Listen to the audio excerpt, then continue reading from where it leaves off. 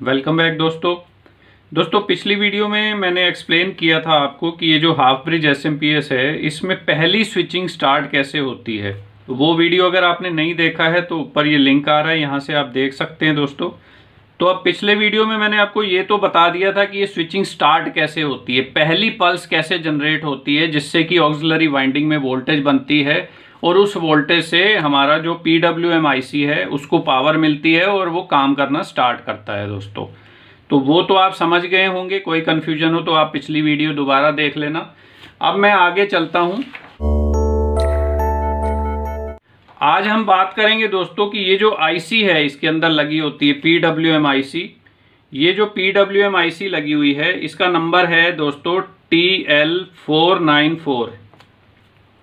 TL494 भी हो सकता है या इसका नंबर KA7500 भी होता है। तो ये सेम ही होती हैं दोनों IC, इनका सारा फंक्शन सेम है, पिन आउट भी सेम होते हैं। तो किसी भी IC की बदले आप दूसरी लगा सकते हो इन दोनों में से। ठीक है दोस्तों, तो आज हम ये समझते हैं कि ये IC जो है इसकी ये जो 16 पिन की IC है ये, तो इसकी 16 की 16 पिनों पे क्या क्या फंक्शन होते हैं। पहले हमें IC का फंक्शन सारा समझ में आ जाए तो फिर हमें ये बाकी का सर्किट समझने में आसानी हो जाएगी दोस्तों। तो जैसा कि दोस्तों आप यहाँ देख रहे हैं, ये जो हमारी IC है TL494 या KA7500, ये 16 पिन की IC होती है। इस IC में जो सप्लाई पिनें होती हैं वो एक तो ये 7 नंबर पिन है, ये आपकी ग्राउंड होती है पिन, और दूसरी सप्लाई की VCC की पिन है ये 12 number pin VCC, 7 number pin ground. तो ये IC जो है 12 से 15 वोल्ट के बीच में आराम से चलती है, जबकि इसकी कैपेसिटी अगर आप 40 वोल्ट तक भी VCC दे देंगे तो भी ये काम करती रहेगी। पर इसकी नॉमिनल वोल्टेज जो है ये आपको 12 से 15 वोल्ट के बीच में काम करने लग जाती है ये। और अगर इसकी इनपुट वोल्टेज जो है वो 7 वोल्ट से नीचे ड्रॉप करती है तो ये अंडर वोल्टेज लॉकआउट इसमें एक्टिवेट हो जाता है और ये IC स्विचिंग करना बंद कर देती है। तो ये तो होगी इसकी सप्लाई वोल्टेज की बात। अब हम आते हैं इसकी पिन टू पिन कॉन्फ़िगरेशन समझ लेते हैं।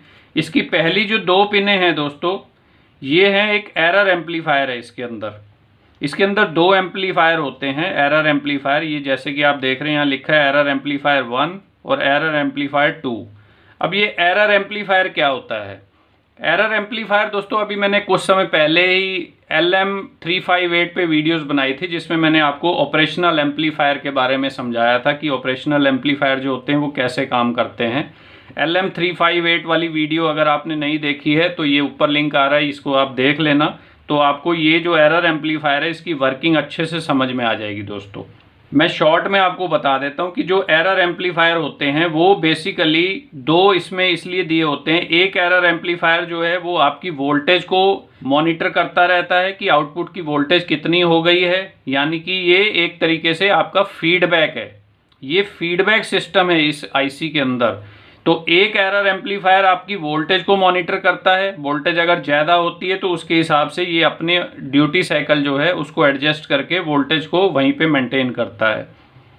जो दूसरा एरर एम्पलीफायर है इसका काम क्या होता है, ये करंट को मॉनिटर करता है कि आउटपुट पे आपने कितना लोड लगाया है, कितना करंट फ्लो हो रहा है आउटपुट में, तो उस करंट को ये मॉनिटर करता है। और अगर करंट इस सप्लाई की लिमिट से ज़्यादा फ्लो होने की कोशिश करता है तो उस केस में ये जो है ये आपका जो ऑसिलेटर है इसको सिग्नल भेज के आपकी आउटपुट जो है इसको बंद करवा देता है। तो IC स्विचिंग करना बंद कर देती है। अगर करंट ज़्यादा फ्लो कर जाए या आउटपुट में शॉर्ट सर्किट हो जाए उस केस में भी करंट ज़्यादा फ्लो होता है, तो उन चीज़ों से ये आपको प्रोटेक्ट करता है। यानी कि अब ये 2 एरर एम्पलीफायर जो हैं, पहला एरर एम्पलीफायर जो है वो आपकी वोल्टेज को मॉनिटर करता है और वोल्टेज जितनी आपने सेट की है उससे ऊपर नहीं जाने देता है उसको, तो ये वोल्टेज का फीडबैक है। दूसरा आपका करंट का फीडबैक है कि करंट आपने जितने एम्पियर के लिए SMPS को डिज़ाइन किया है, जितने के लिए इसको सेट किया है, उस लेवल से ऊपर ये करंट को नहीं जाने देता है। अगर करंट ज़्यादा फ्लो करता है किसी भी वजह से, चाहे वो शॉर्ट सर्किट हो जाए आउटपुट पे, चाहे आप लोड ज़्यादा कनेक्ट कर दें, तो करंट अगर ज़्यादा फ्लो होने की कोशिश करेगा तो ये IC अपनी स्विचिंग को बंद कर देगी और आपकी आउटपुट जो है वो बंद हो जाएगी। उसके बाद ये इसकी तीसरी पिन है, ये है आपकी, ये जो एरर एम्पलीफायर लगे हैं इनकी कंपनसेशन पिन होती है कि जो आउटपुट ये दे रहे हैं उसको माइन्यूटली अगर कुछ एडजस्टमेंट करनी है तो ये 3 नंबर पिन से हम उसको भी कर सकते हैं एडजस्टमेंट। उसके बाद पिन नंबर 4 आती है दोस्तों, इसका नाम है डेड टाइम कंट्रोल। अब ये डेड टाइम कंट्रोल क्या होता है इसको मैं आपको थोड़ी देर में समझाता हूँ। उसके बाद ये आती है पिन नंबर 5 CT और 6 नंबर RT। यहाँ जो 5 CT और RT हैं तो CT वाली पिन पे यहाँ आप देखेंगे जैसे कि ये एक कैपेसिटर यहाँ कनेक्ट किया हुआ है और जो RT वाली पिन है यहाँ एक रेजिस्टेंस कनेक्ट की हुई है। तो ये बेसिकली इसकी टाइमिंग कैपेसिटर और टाइमिंग रजिस्टर, ये जो अंदर ऑसिलेटर है कि ये IC कितनी फ्रिक्वेंसी पे स्विचिंग करेगी उसको हम यहाँ पर एक रेजिस्टेंस और कैपेसिटर को लगा के इसकी फ्रीक्वेंसी को सेट कर सकते हैं बाहर से। उसके बाद आपकी ग्राउंड पिन आ जाती है, वो तो आपको बता दी मैंने, सप्लाई पिन। इसके बाद आ जाती है आपकी 8वीं पिन जो कि है C1, 9वीं पिन है E1, 10वीं पिन है E2 और 11वीं है C2। अब ये पिनें क्या हैं, इस IC के अंदर में 2 ये ट्रांजिस्टर लगे हुए हैं, NPN ट्रांजिस्टर हैं इसमें, जो कि स्विचिंग करवाते हैं। तो उन NPN ट्रांजिस्टर के ये कलेक्टर है पहले ट्रांजिस्टर का, ये Q1 लिखा है तो ये पहले ट्रांजिस्टर का ये कलेक्टर है और ये एमीटर जो है ये यहाँ कनेक्ट हो रहा है। इसी तरह से ये दूसरा जो ट्रांजिस्टर है इसका ये एमीटर है और ये कलेक्टर है। तो ये ओपन एमीटर और ओपन कलेक्टर है। ओपन एमीटर ओपन कलेक्टर का मतलब है कि ये पिनें अंदर जुड़ी नहीं हुई हैं कहीं भी, ये आपको बाहर दे दी गई हैं ओपनली कि आप इनको जैसे भी जहाँ भी जोड़ना चाहते हो वहाँ जोड़ सकते हो। सिर्फ इन ट्रांजिस्टर का जो बेस होता है वो इंटरनली IC के अंदर ही आपकी ये जो ऑसिलेटर सर्किट है इसके साथ जुड़ा होता है जहाँ से स्विचिंग होती है। तो इसके बेस पे जब पल्सेस अंदर से आती हैं तब ये कंडक्ट करने लगते हैं और वो कैसे कंडक्ट करेंगे वो डिसाइड करती है ये आपकी 13 नंबर पिन जो कि आउटपुट कंट्रोल पिन है। अब ये आउटपुट कंट्रोल पिन क्या होती है दोस्तों, ये ट्रांजिस्टर जो 2 दिए हुए हैं इसमें 2 ट्रांजिस्टर लगे हुए हैं स्विचिंग के लिए। तो अगर आप ये चाहते हो कि ये दोनों ट्रांजिस्टर एक साथ स्विचिंग करें यानी कि एक ही साथ ऑन हो एक ही साथ ऑफ हो, तो ये जो 13 नंबर पिन है इसको आपको ग्राउंड से कनेक्ट कर देना है। अगर आप इसको ग्राउंड कर दोगे तो क्या होगा, ये दोनों ट्रांजिस्टर एक साथ ऑन होंगे एक साथ ऑफ होंगे। और अगर इस पिन को आप हाई कर देते हो, ये 14 नंबर जो पिन है ये V रेफरेंस की पिन है। रेफरेंस मतलब इस IC के अंदर में एक 5 वोल्ट का रेगुलेटर लगा हुआ है जो रेफरेंस वोल्टेज बनाता है। 14 नंबर पिन पे आपको 5 वोल्ट मिलेंगे। तो अगर 13 नंबर पिन को हम 14 नंबर पिन से कनेक्ट कर देते हैं यानी कि इसको हाई कर देते हैं, ग्राउंड की जगह 5 वोल्ट इस पे दे देते हैं, तो क्या होगा, तब ये इसका मोड चेंज हो जाएगा स्विचिंग का और ये पुश पुल टाइप में स्विचिंग शुरू हो जाएगी। यानी कि एक ट्रांजिस्टर ऑन होगा उस टाइम दूसरा बंद रहेगा और फिर उसके बाद ये पहला ऑफ हो जाएगा फिर दूसरा ऑन हो जाएगा, फिर दूसरा ऑफ होगा पहला ऑन होगा। तो इस तरह से अल्टरनेट तरीके से ये स्विचिंग होगी। इसमें कब होगी, जब 13 नंबर पिन को आप हाई कर देंगे। अगर इसको आप लो कर देंगे, ग्राउंड से जोड़ देंगे, तो दोनों ट्रांजिस्टर एक साथ ही ऑन होंगे एक साथ ही ऑफ होंगे। तो ये इससे यहाँ से स्विचिंग का मोड जो है वो हम डिसाइड कर सकते हैं। 12 नंबर पिन मैंने आपको बता ही दिया था पहले कि ये VCC पिन है, सप्लाई की पिन है इसकी। 14 नंबर पिन मैंने आपको बता दिया कि वो रेफरेंस अंदर से बनती है, 5 वोल्ट का अंदर एक रेगुलेटर लगा है जो यहाँ पर फिक्स 5 वोल्ट देता है। जब भी आप इस IC को पावर देंगे दोस्तों, और अगर आपकी सप्लाई नहीं चल रही है तो आपको ये चेक करना है कि क्या 14 नंबर पिन पे 5 वोल्ट आ रहे हैं या नहीं आ रहे हैं। आपको एक पिन यहाँ ग्राउंड पे लगानी है अपनी मल्टीमीटर की और दूसरी यहाँ 14 नंबर पिन पे आप लगाएंगे तो आपका मल्टीमीटर आपको 5 वोल्ट आउटपुट दिखाएगा वहाँ पे। अगर 5 वोल्ट आ रहे हैं इसका मतलब आपकी IC काम कर रही है। अगर यहाँ 5 वोल्ट ही नहीं आ रहे हैं तो इसका मतलब ये है कि या तो ये IC आपकी ख़राब है, बहुत हाई चांस होते हैं कि आपकी IC ही ख़राब हो, और बहुत कम केसेस में ये होता है कि इसके साथ में जो आगे कनेक्शन किया है वहाँ कहीं कुछ शॉर्टिंग हो गई है तो उस वजह से भी यहाँ पर 5 वोल्ट आपको नहीं दिखाता है। इधर वाले कंपोनेंट जो हैं वो कम फेल होते हैं। IC most of the cases में अगर ख़राब होती है तो यहाँ आपको 5 वोल्ट नहीं मिलेंगे। तो जब भी आप ये सप्लाई को चेक कर रहे हो तो सबसे पहले आपको यही चेक करना है कि पहले तो आपको ग्राउंड और VCC पे वोल्टेज चेक करनी है कितनी आ रही है। अगर वोल्टेज पूरी आ रही है तो आपको 14 नंबर पिन पे 5 वोल्ट चेक करना है कि वहाँ पर आपको 5 वोल्ट की आउटपुट मिल रही है या नहीं मिल रही है। ये मैं अभी आपको थोड़ी देर में प्रैक्टिकली करके दिखा देता हूँ एक बार। और ये 15 और 16 नंबर जो पिन है ये मैंने आपको बता ही दिया कि ये ऑपरेशनल एम्पलीफायर है, जो इसका एरर एम्पलीफायर है। ये दोनों तरफ एक एक एम्पलीफायर लगे हैं, वो इन पिनों से काम करते हैं। अब इसके बीच में रह गई थी डेड टाइम कंट्रोल की पिन, जो मैंने आपको एक्सप्लेन नहीं की है। इसको एक्सप्लेन करने के लिए थोड़ा सा मेरे को यहाँ पर आपको पहले ये समझाना पड़ेगा कि इसके अंदर में जो पल्सेस बनती हैं जब ये स्विचिंग होती है तो कैसे होती है। जैसे 2 ट्रांजिस्टर लगे हैं, अगर वो अल्टरनेट में स्विच कर रहे हैं तो क्या होगा, ये पहला ट्रांजिस्टर आपका, इसका नाम हम रख देते हैं Q1, और ये आपका दूसरा ट्रांजिस्टर हो गया Q2। तब जब पहला ट्रांजिस्टर ऑफ है दूसरा भी ऑफ है।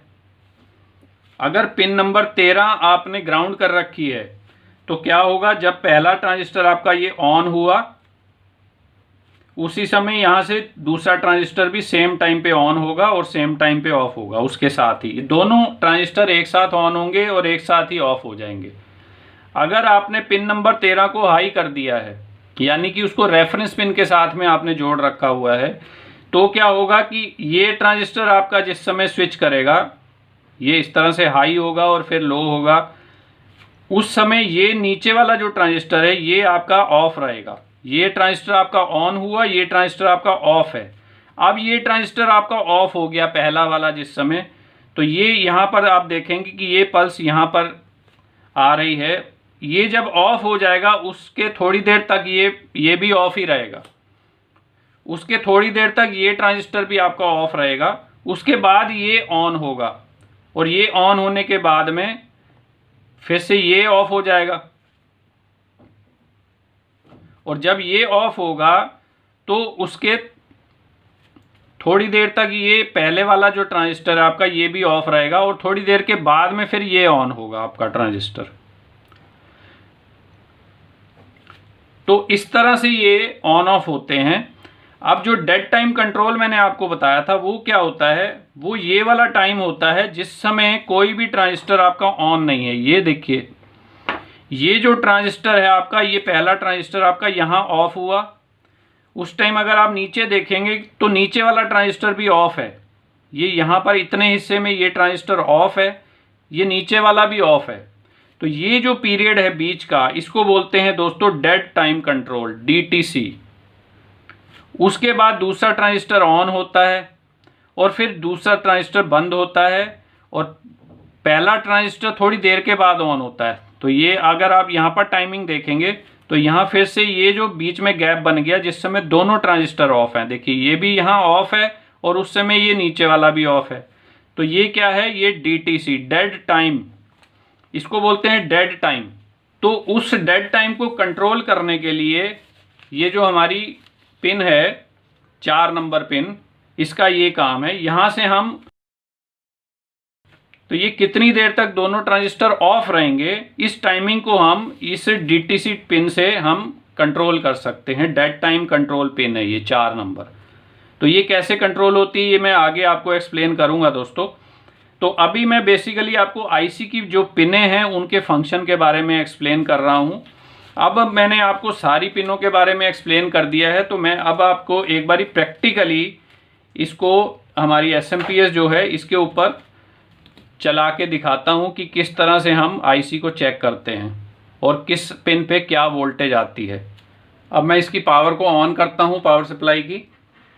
तो ये जो हमारी IC है यहाँ पर, ये वाली जो पिन है ये पिन नंबर 1 है हमारी, ये पिन नंबर 8 है, उसके बाद ये 9 नंबर पिन है और इस तरफ 16 नंबर पिन है। तो हमने इसमें चेक क्या करना था, देखिए हमारी जो इसमें ग्राउंड पिन है, इस IC में 7 नंबर पिन हमारी ग्राउंड है और 12 नंबर पे हमारी VCC है।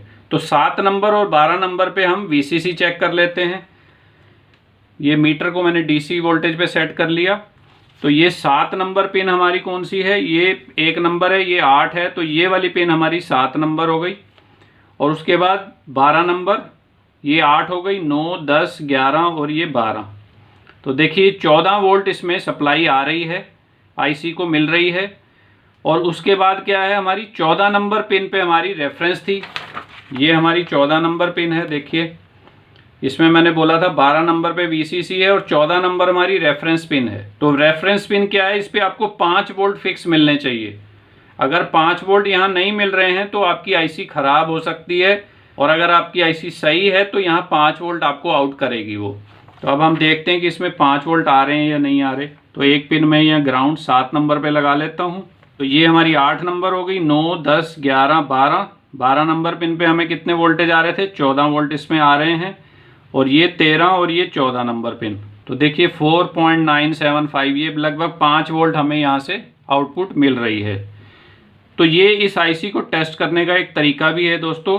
तो अगर आपको 12 नंबर वोल्टेज पे सप्लाई मिल रही है 12 से 15 वोल्ट के बीच में, लेकिन 14 नंबर वोल्ट पे अगर आपको 5 वोल्ट नहीं मिल रहे हैं, कम मिल रहे हैं या कुछ भी नहीं मिल रहा है, तो ये हो सकता है कि आपकी आईसी ख़राब हो। तो आपको उस केस में आईसी बदल के देखनी है सप्लाई की। और अगर आईसी बदलने पे भी वो सेम प्रॉब्लम रहती है तो फिर आपके उसके आसपास जो कंपोनेंट उस पिन पे लगे हुए हैं उसमें से कोई ना कोई कंपोनेंट शॉर्ट भी हो सकता है, तो हमें वो भी चेक करना होगा दोस्तों। अब अगर ये आईसी स्विचिंग कर रही है कि नहीं कर रही वो हमें चेक करना है दोस्तों। तो अगर आपके पास ऐसा मल्टीमीटर है जिसमें ये फ्रीक्वेंसी चेक करने की ऑप्शन दी हुई है, जैसे इसमें ये HZ लिखा है ना, तो ये फ्रीक्वेंसी चेक करने के लिए होता है। तो अगर हम मल्टीमीटर को अपनी फ्रीक्वेंसी पे सेट कर लेते हैं, इसको देखिए, अब हम इस पे फ्रीक्वेंसी चेक करते हैं। तो एक हमारी लीड जो है ये ग्राउंड पे लग जाएगी, यानी कि पिन नंबर 7 पे लगा सकते हैं हम एक लीड को।